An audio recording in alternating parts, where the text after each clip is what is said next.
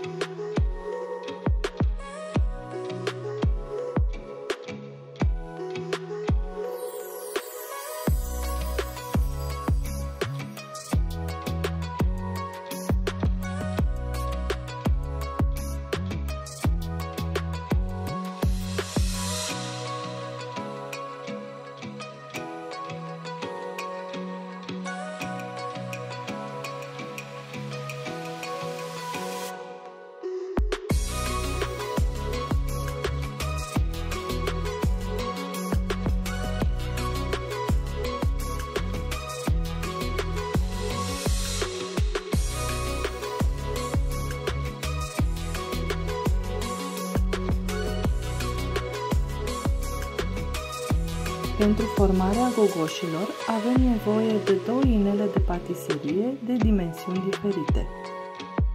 Cu inelul cel mare decupăm întreaga foaie de aluat.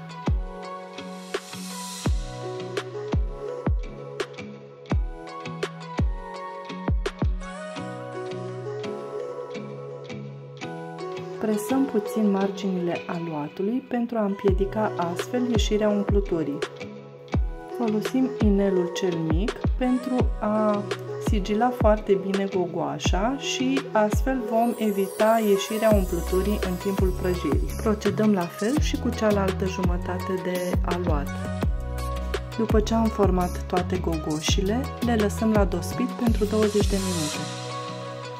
Când uleiul este încins, dăm focul la mediu și punem gogoșile. Prăjim gogoșile pe fiecare parte și avem grijă să nu se ardă.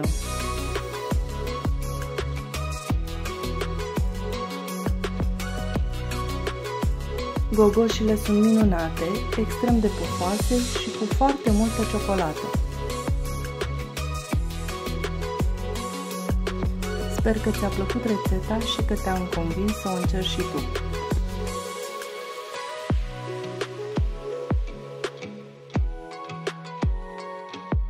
Nu uita să dai like și să te abonezi la canal pentru a urmări și alte rețete interesante. Îți mulțumesc!